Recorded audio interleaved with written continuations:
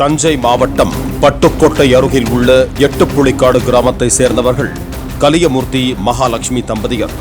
இவர்கள் கடந்த 13 ஆண்டுகளுக்கு முன்பு காதலித்து பெற்றோர் எதிர்ப்பை மீறி வீட்டை விட்டு வெளியேறி திருமணம் செய்து கொண்டனர். இருவரும் ஒரே சாதியை சேர்ந்தவர்கள் என்றாலும் பெண் குடும்பத்தினர் வசதி படைத்த பெரிய வீட்டுக்காரர்கள் என்பதால் ஊருக்கு செல்ல அஞ்சிய காதல் ஜோடி திருவோணம் என்ற கிராமத்தில் வாடகைக்கு வீடு பார்த்து குடியேறினர். குழந்தைகள் பிறந்த பின்னரும் சொந்த ஊருக்கு செல்லாமல் 13 வருடங்களாக அங்கேயே வசித்து வந்தனர். இந்த நிலையில் கடந்த 2 மாதங்களுக்கு முன்னர் பெண் வீட்டாரை சந்தித்து சமரசம் பேசிய கலியமூர்த்தியின் தாய் தனது மகன் குடும்பத்தோடு சொந்த ஊருக்கு வர வேண்டும் என்று ஆசைப்படுகிறான், வரச் சொல்லலாமா என பெரிய வீட்டில் அனுமதி கேட்டிருக்கிறார். அதற்கு மகாலட்சுமி குடும்பத்தினர் புள்ளக்குட்டின்னு ஆயாச்சு, வரச் சொல்லுங்க என்று சம்மதம் தெரிவித்ததால் கலியமூர்த்தி மகாலட்சுமி தம்பதியர் தங்கள் குழந்தைகளுடன் 13 ஆண்டுகளுக்கு பின்னர் சொந்த கிராமத்திற்கு திரும்பினர்.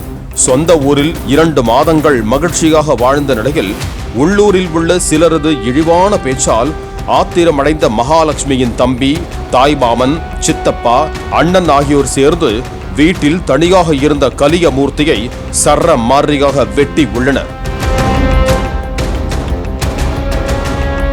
எங்க வீட்டு பெண்ணை எப்படிடா இழுத்துட்டு போவ என்று கேட்டு சரமாரியாக வெட்டிவிட்டு தப்பி ஓடியதாக கூறப்படுகிறது. இதில் கலியமூர்த்திக்கு 20க்கும் மேற்பட்ட இடங்களில் வெட்டு விழுந்தது.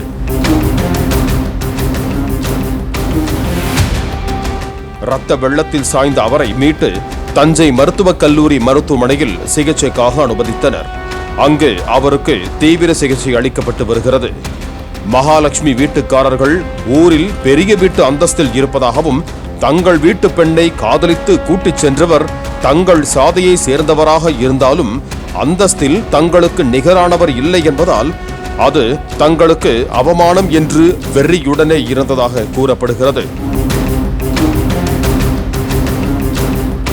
தன்னையும் கணவரையும் ஊருக்குள் வரவழைத்து 13 ஆண்டுகளாக தேக்கி வைத்திருந்த பகை வெறியை தங்கள் குடும்பத்தினர் தீர்த்து கொண்டார்கள் என்று குற்றம் சாட்டிய மகாலட்சுமி கணவனை வெட்டியவர்களுக்கு தூக்கு தண்டனை பெற்றுத்தர வேண்டும் என்று கண்ணீர் விட்டு கதறினார்.